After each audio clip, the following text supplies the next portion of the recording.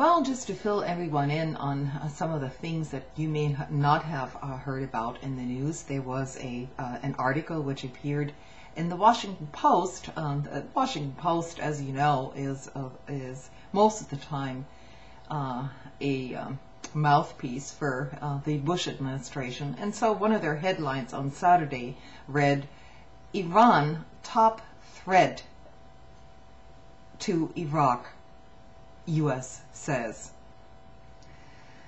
An article written by a staff writer by the name of Karen DeYoung.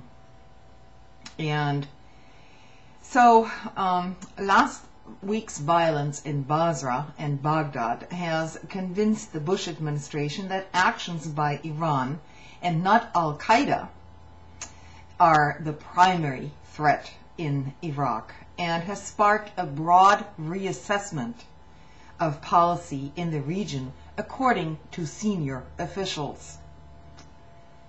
Of course, the Washington Post does not name those senior officials. I suppose everyone wants to remain anonymous on this issue. The intensified focus on Iran coincides with diminished emphasis on Al-Qaeda in Iraq as the leading justification for an ongoing military presence in Iraq.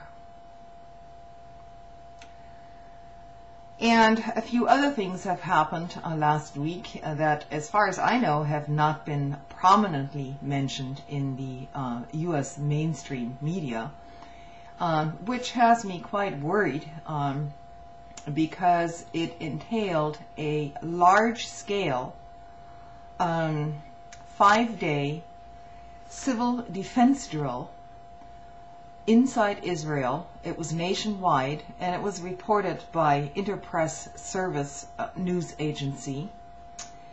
And it is, or was, the largest ever exercise of its kind in the country. Now, the nationwide drill included simulated attacks on Haifa Bay, and that is an area in northern Israel, which is packed with factories using hazardous chemicals. Another focused on coping with non-conventional missile attacks in a civilian area. And on one morning, air raid sirens woke everyone up across the country, and sending school children scurrying for reinforced shelters. Israeli leaders are deeply concerned about a scenario in which their cities come under a huge coordinated missile or rocket barrage.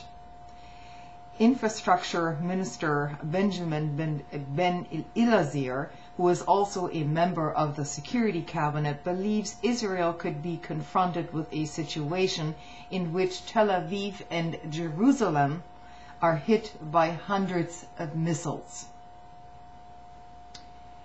Now, it's my understanding that Tel Aviv or Jerusalem are quite out of range of any missiles perhaps coming from Hezbollah or from Lebanon.